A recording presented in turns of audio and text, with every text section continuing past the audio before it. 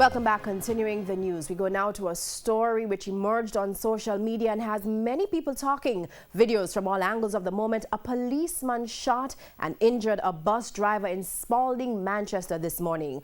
The incident that's now the subject of investigations and which has residents screaming police brutality. However, the Independent Commission of Investigations, INDECOM, appears to be saying something else. TVJ's Krista Campbell reports.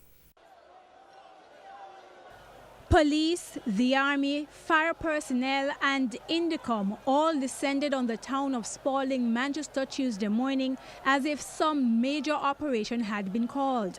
But it's the police shooting of one man, a bus driver known as Short Boss, that has everyone here on edge. Videos being circulated on social media capture from different angles the moments just before pandemonium erupted in the town. It's about 9 o'clock Tuesday morning. The well-known coaster bus driver, Short Boss, is doing his usual drop-off of students to Knox College and Spalding High School when two policemen stopped him and reportedly asked to see his documents. An alleged eyewitness who did not want to speak on camera tells what happened next. After him show him the paper, him tell him say I'm not fee bus. Him say yes, I'm my bus. Why you go tell me I'm show you the paper? Him take out one pepper spray, say I go pepper spray him right at the left front window. One lady come and start preaching and say the blood of Jesus is against you. The man no do nothing wrong. What started out as an apparent conversation between the driver and one of the policemen in no time turned physical. Bystanders shouting their outrage at the situation as a wrecker is called to remove the bus. Moments later, shouts turned to screams after this. A gunshot from the policeman's service pistol, followed by gunshot number 2. Then Spalding descends into chaos.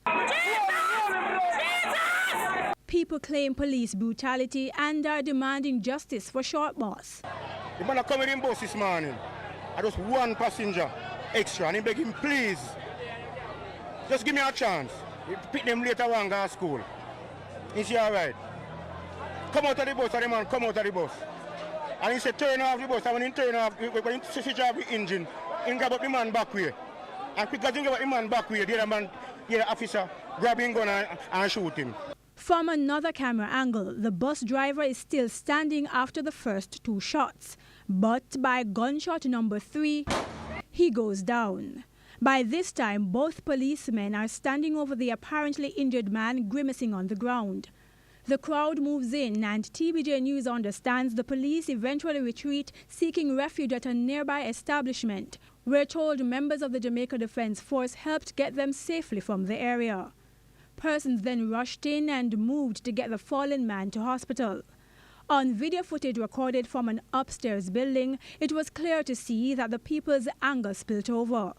No police in the service vehicle, but others later rushed onto the scene. Businesses had to close early despite security forces quickly arriving to keep things from escalating further. The Independent Commission of Investigations, INDECOM, says by the end of the day, it should receive verbal accounts of what happened from the policemen involved and written statements and possible interviews from them by tomorrow. It says despite video evidence, it will also need those who made recordings to come forward as witnesses. But from what's being circulated so far, INDECOM says the policeman was aggressively assaulted while conducting his lawful duty. However, INDECOM says it needs further details about how the policeman's gun was discharged, as well as the bus driver's version of the incident. Meanwhile, TVJ News understands the bus driver underwent surgery and is now in stable condition. Krista Campbell, TVJ News.